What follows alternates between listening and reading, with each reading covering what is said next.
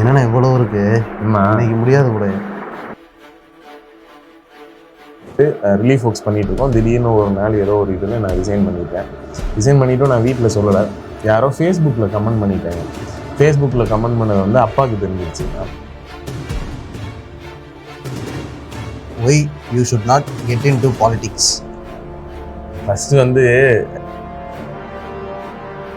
when you join politics, which party? அதே கேள்வி தான். ஸோ இந்த கொஸ்டினுக்கு ஆன்சர் ஆல்ரெடி சொல்லிட்டேன். ஸோ அதனால தான் எங்களுக்கு நிறைய பிரச்சனை. போன மாதம் கூட இருக்க ராஜபிரபு தம்பியை வந்து லாரி விட்டு தான் எடுத்து பார்த்தாங்க. இயற்கைக்கு ஒத்துழைப்பு தருவதற்கே இந்த ஆட்சியில் கடினமாக இருக்கு உலகம்.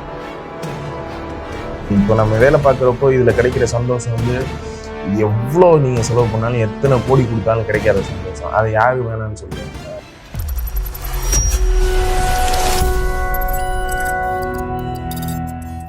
எல்லாருக்கும் வணக்கம். நான் நிமல் ராகவன். மழை பெஞ்சிட்ருக்கு, பெருசாக வேலையும் இல்லை. அதே நேரத்தில் வந்து ரொம்ப நாளாக நிறையா பேர் வந்து இந்த ஃபேஸ்புக்லேயும் சரி, இன்ஸ்டாகிராம்லேயும் சரி, ட்விட்டர்லேயும் சரி கமெண்ட்ஸில் வந்து நிறையா கொஸ்டின்ஸ் கேட்பீங்க.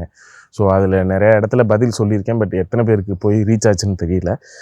பசங்க என்ன சொன்னாங்கன்னா, இன்ஸ்டாகிராம் ஃபேஸ்புக்கில் வந்து போஸ்ட் பண்ணுங்கள், இந்த மாதிரி கொஸ்டின்ஸ் எது இருந்தாலும் கேளுங்க, பதில் சொல்கிறோம் அப்படின்னு. ஸோ 2 நாள் முன்னாடி போஸ்ட் பண்ணியிருந்தேன்.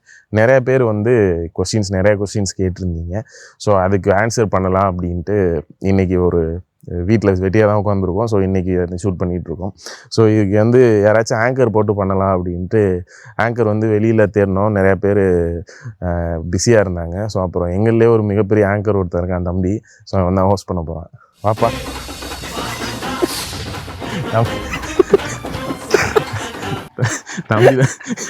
தம்பி தான் ஆங்கர்.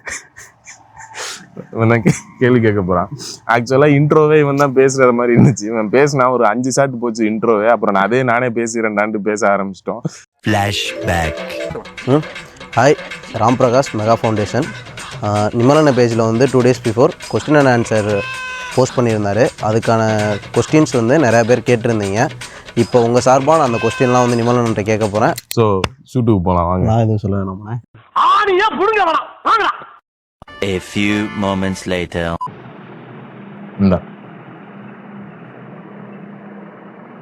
என்னென்ன எவ்வளோ இருக்கு இன்னைக்கு முடியாது கூட. அப்போ ஃபாஸ்ட்டாக பண்ணிடுவோம். வாய் விட்டு கதையான பிரியாணி சாப்பாடுங்க சாப்பிட்டு வந்து எடுப்போம். ஆனால் சங்கீதா 009 சொல்லிட்டு, what did your parents say when you started the service? First வந்து நான் வீட்டில் சொல்லவே இல்லை இந்த மாதிரி பண்ண போகிறோம் அப்படின்னு. ஏன்னா வந்து அப்போ வந்து நான் தான் சம்பாரிச்சிட்டு இருந்தேன். கரெக்டாக வந்து அந்த கடன்லாம் அடைச்சிட்டு ஓரளவு கிராஃப் மறுபடியும் சரியாகிறப்போ இந்த கஜா புயல் வந்துடுச்சு.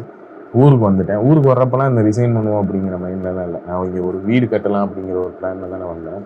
ஸோ அந்த கஜா புயல் வருது, ரிலீஃப் ஒர்க்ஸ் பண்ணிகிட்ருக்கோம். திடீர்னு ஒரு நாள் ஏதோ ஒரு இதுன்னு நான் ரிசைன் பண்ணிவிட்டு நான் வீட்டில் சொல்லலை. யாரோ ஃபேஸ்புக்கில் கமெண்ட் பண்ணிட்டாங்க.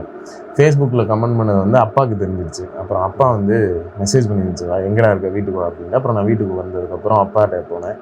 என்ன வேலையை விட்டுட்டியா அப்படின்னு கேட்டுச்சு. ஆமாம் அப்படின்னு. அப்புறம் அப்பா சொன்னிச்சு, சரி அதை ஒன்றும் பிரச்சனை இல்லை, எங்களை பற்றி கவலைப்படாத, பார்த்துக்கலாம், உனக்கு என்ன இது பண்ணுதோ இப்போ தோணுதோ பண்ணு. ஆனால் ஒரே ஒரு விஷயம், இங்கே வந்து நிறையா பேர் வந்து இதை என்கரேஜ் பண்ண மாட்டாங்க, சப்போர்ட் பண்ண மாட்டாங்க, டிமோட்டிவேட் பண்ணிக்கிட்டே தான் இருப்பாங்க. அதே மாதிரி நிறையா பிரச்சனையும் வரும். ஸோ அதை எப்படி ஹேண்டில் பண்ணுறதுன்னு மட்டும் பார்த்துக்க, மற்றதை நாங்கள் பார்த்துக்கிறோம் அப்படின்னு. அம்மாவை பற்றி எந்த பிரச்சனையும் இல்லை. அம்மாவும் பயங்கர சப்போர்ட்டிவாக இருக்கும். ஏன்னா வந்து நம்ம எங்கே போனாலும் சரி, என்ன வேலை பார்த்தாலும் சரி, எண்ட் ஆஃப் த டே வீட்டுக்கு தானே வரணும். நம்ம வீட்டுக்கு வர்றப்ப அவங்க மூஞ்சியை தூக்கி வச்சுட்டு இருந்தா நம்மளால் எதுவுமே பண்ண முடியாது. ஸோ எனக்கு பெரிய சப்போர்ட்டே வந்து வீட்டில் தான். எதுனா இன்னொரு விஷயம் என்னென்னு பார்த்தீங்கன்னா, ஸ்டார்டிங்கில் அப்பா இருக்கிறப்போ நான் ஏதாச்சும் ஒரு ஊரில் ஏறி சீரமைக்கிறேன் அப்படின்னு பதிவு பண்ணேன் அப்படின்னா, அந்த போஸ்ட் வந்து அப்பா ஷேர் பண்ணிவிட்டு அந்த ஊருக்கும் அப்பாவுக்குமான கனெக்ட் ப்ளஸ் அந்த ஊரை பற்றின ஹிஸ்ட்ரி வந்து எப்போவுமே அப்பா வந்து ஃபேஸ்புக்கில் போட்டுகிட்டே இருக்கும். ஸோ அதே மாதிரி அம்மாவும் இப்போ பார்த்தீங்கன்னா, இப்போ நம்மளை பற்றி ஏதாச்சும் நியூஸ் ஆர்டிக்கிள் இல்லை நம்ம ஏதாச்சும் ஒரு வேலை பார்க்குறோம் அப்படின்னா, அம்மாவோட அந்த ஸ்கூல் குரூப் இருக்குது, வாட்ஸ்அப் குரூப். ஸோ அதுலேலாம் மெசேஜ் பண்ணிவிட்டு அது ஃப்ரெண்ட்ஸுக்கெலாம் ஷேர் பண்ணிக்கிறேன். ஸோ வீட்டில் வந்து மிகப்பெரிய சப்போர்ட். வாய்ஸ் ஆஃப் நீலு அவர் என்ன கேட்டிருக்காங்கன்னா, why you should not get into politics? First வந்து இந்த கேள்வியை வந்து என்னை நோக்கி வைக்கிறீங்கன்னு எனக்கு தெரில. ஏன்னா வந்து பாலிடிக்ஸ்லேருந்து என்ன பண்ண போகிறோமோ அதே மாதிரி ஒரு சில வேலைகளை தான் நம்ம பண்ணிகிட்டு இருக்கோம். எனக்கு இன்னொரு விஷயம் என்னென்னு பார்த்தீங்கன்னா, ஸ்டார்டிங்லேருந்தே வந்து பாலிடிக்ஸில் வந்து இன்ட்ரெஸ்ட்டும் கிடையாது. ஒரு பெரிய தேவை, பெரிய முக்கியம்னு நான் நினைக்கிறது வந்து ஃப்ரீடம். எனக்கு பிடிச்ச இடத்துல வேலை பார்க்கணும், எனக்கு தோணுனதை பண்ணணும். இஷ்டத்துக்கு இன்றைக்கி வந்து இங்கே வேலை பார்க்குறோம், ஊரில் வேலை பார்க்குறோன்னா நாளைக்கு ராம்நாட்டில் வேலை பார்ப்பேன், அடுத்த நாள் ஸ்ரீலங்காவில் வேலை பார்ப்பேன், அடுத்த நாள் கென்யாவில் வேலை பார்ப்பேன், அடுத்த நாள் யூபியில் வேலை பார்ப்பேன். ஸோ அந்த மாதிரி எனக்கு எங்கெங்கெல்லாம் தோணுதோ எனக்கு ஃப்ரீடம் இருக்குது, நான் என்னால் போக முடியும்.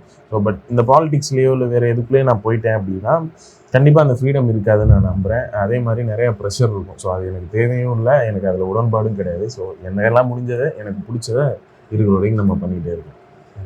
என்ன பல்ல காட்டுறிய? இல்லைண்ணே, அது வந்து ஒரு அரசியல் சார்ந்து போயிட்டோம்னா நம்மளோட வேலைகளை நம்ம சிறப்பாக செய்ய முடியாது.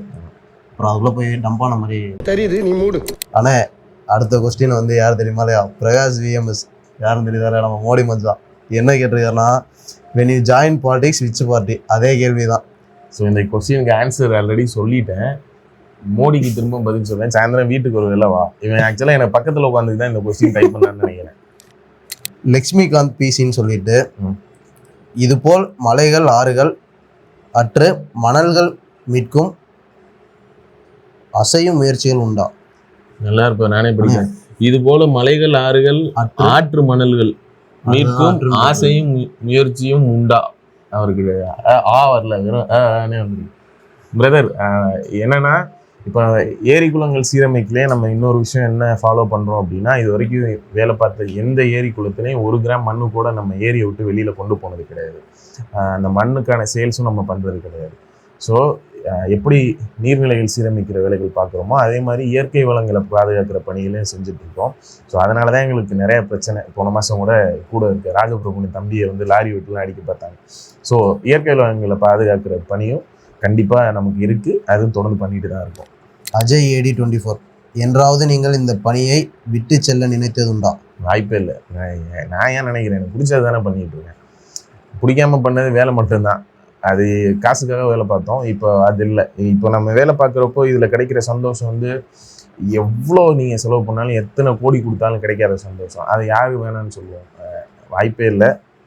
இப்போன்னு இல்லை, எந்த சுச்சுவேஷன்லையும் இந்த வேலையை நான் வந்து விடவும் மாட்டேன். அதுக்கு யார் வந்தாலும் சரி, எத்தனை பேர் ஏற்று வந்தாலும் சரி, எவ்வளோ இடையூறு வந்தாலும் சரி, எவ்வளோ பிரச்சனை வந்தாலும் சரி, வாய்ப்பே இல்லை. இட்ஸ் தேவா 3ன்னு சொல்லிட்டு, அண்ணா அவங்கள ரீச் பண்ணவே முடியலை. என்ன ஏன் ரீச் பண்ண முடியல? டெய்லி என்ன இங்கே தான் தெரிஞ்சுட்டு இருக்கேன். சாயந்தரம் வீட்டில் இருக்கப்போ கிரிக்கெட் விளாண்டுட்டு இருப்பேன்.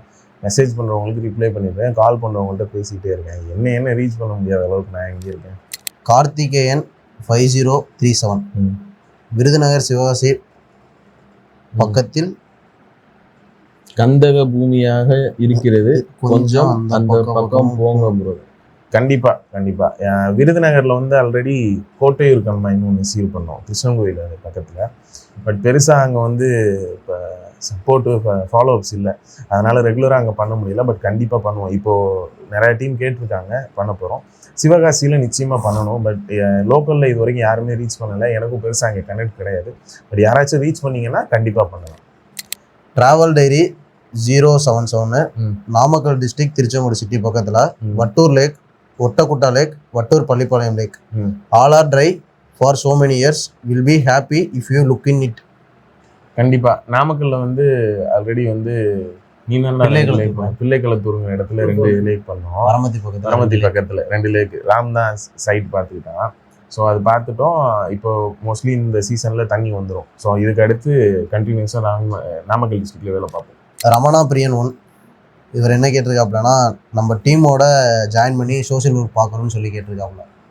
அது நீங்கள் என்னை கேட்குறத விட என் டீம்கிட்ட கேட்டால் தான் தெரியும். ஏன்னா நிறையா பேர் இந்த கேள்வி மெசேஜ்லேயும் சரி, கமெண்ட்ஸ்லேயும் சரி, ஃபோனில், மெயிலில் இந்த மாதிரி கேட்பாங்க, இந்த மாதிரி வந்து ஜாயின் பண்ணிக்கிறேன் அப்படின்ட்டு. நான் எல்லாருக்குமே சொல்கிறது ஒரு விஷயந்தான், இது தூரத்துலேருந்து பார்க்குறப்போ ரொம்ப ஈஸியாக தெரியும். ரொம்ப என்ன சொல்கிறது, நிறையா இம்பேக்ட்ஸ் பார்த்துட்டு, நிறையா இந்த நியூஸு இந்த இதெல்லாம் பார்த்துட்டு எல்லாமே ஸ்மூத்தாக போகிற மாதிரி தெரியும். பட் அப்படி கிடையாது. இதில் அவ்வளோ பிரச்சனைகள் இருக்குது.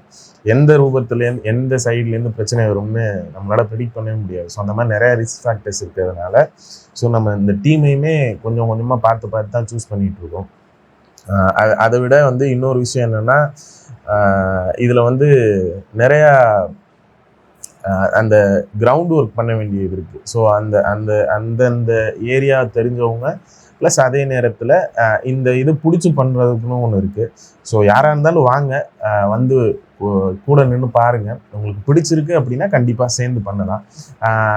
பட் என்னோட இது என்ன அப்படின்னா, நீங்கள் இப்போ என்ன பண்ணிட்டு இருக்கீங்களோ உங்களோட ஒர்க்கையோ இல்லை வேலையோ ரிசைன் பண்ணிவிட்டு அந்த மாதிரி யாரும் வந்துட வேண்டாம். ஸோ அந்த மாதிரி, ஏன்னா நானும் ஸ்டார்டிங்கில் அந்த மாதிரி தப்பு பண்ணி நிறையா பிரச்சனைகள் ஃபேஸ் பண்ணேன். ஸோ அந்த மாதிரி யாரும் பண்ணிட வேண்டாம். ஸோ உங்களுக்கு பிடிச்சிருக்கு அப்படின்னா இஃப் யூ ஆர் சேஃப், நீங்கள் உங்களுக்கு பேக்கப் இருக்குது, வேறு எந்த பிரச்சனைகளும் இல்லை அப்படின்னா டெஃபினட்டாக நீங்கள் வாங்க, கண்டிப்பாக சேர்ந்து வேலை பார்க்கலாம். Always welcome. ஜெகன்ஸ் அஃபீஷியல்னு சொல்லிட்டு இயற்கைக்கு ஒத்துழைப்பு தருவதற்கே இந்த ஆட்சியில் கடினமாக இருக்குது உலகம். இல்லை அது ஒரு எல்லாரோட பார்வையும் அப்படி தான் இருக்குது, எல்லாரும் அதான் சொல்கிறாங்க. பட் எனக்கு ஒர்க் பண்ணுற என்கிட்ட கேட்டிங்கன்னா இங்கேன்னு இல்லை, எல்லா இடத்துலையுமே இப்படி தான் இருக்குது. எந்த இப்போ நான் ஆல்மோஸ்ட் ஒரு 13 ஸ்டேட்ஸில் ஒர்க் பண்ணியிருக்கேன். வேறு கட்சி தான் அங்கே ஆண்டுட்டுருக்கு. பட் கிரவுண்ட் ரியாலிட்டின்னு பார்த்தீங்கன்னா அங்கே வந்து ஒரே மாதிரி தான் இருக்குது. சாமானியன்கிறவன் வந்து பிரச்சனையை ஃபேஸ் பண்ணிட்டு தான் இருக்கான். ஸோ அது தமிழ்நாடாக இருந்தாலும் சரி, அடுத்த பிற மாநிலங்களாக இருந்தாலும் சரி, பிற நாடுகளாக இருந்தாலும் சரி, கிரவுண்ட் ரியாலிட்டிங்கிறது எல்லா இடத்துலையும் ஒரே மாதிரி தான் இருக்குது. எல்லா இடத்துலையுமே பிரச்சனைங்கிறது இருக்குது. ஐஎம் கோபி கிருஷ்ணன் சொல்லிட்டு ஒருத்தர் கேட்டிருக்காங்க. there is nearby Kaveri river but there is no passage to connect the water bodies. So அதுதான் முக்கியமான விஷயம். எப்போவுமே நான் பதிவு பண்ணுறப்போ நீங்கள் பார்த்துருந்தீங்கன்னா தெரியும், அந்த ஏரிகள் சீரமைப்பு, குளங்கள் சீரமைப்பில் முக்கியமான விஷயம் இன்னொன்று என்னென்னு பார்த்தீங்கன்னா வரத்து வரிகள் சரி பண்ணுறது. ஏன்னா நம்ம இந்த ஏரி சீரமைப்புங்கிறது உடனே முடிஞ்சு போயிடாது. அது 100% எப்போ முடியும்னு பார்த்தீங்கன்னா அந்த ஏரிக்கான சோர்ஸ் தண்ணி எடுத்துகிட்டு வந்து விட்டதுக்கு அப்புறம் தான் அந்த ஏரி சீரமைப்புங்கிறது முழுசும் முடிவடையும்.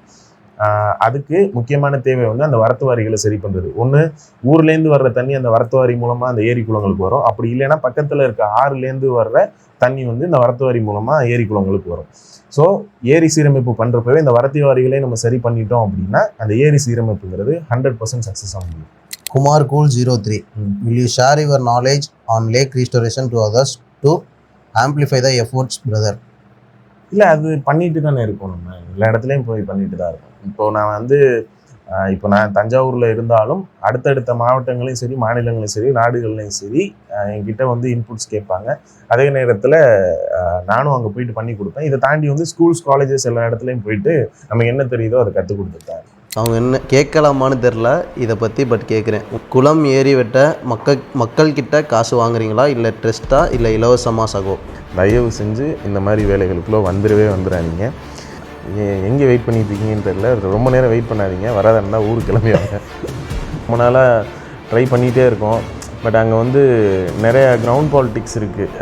சப்போர்ட் பண்ணுற வாலண்டியர்ஸ்னாலுமே அதை ஃபுல் ஃப்ளெஜாக பண்ண முடியலை. பட் இப்போ ஒரு பிளான் போட்டுட்ருக்கோம். கண்டிப்பாக அரியலூரில் வந்து வர வருஷத்துலேருந்து ஒர்க் ஸ்டார்ட் பண்ணிடுவோம்.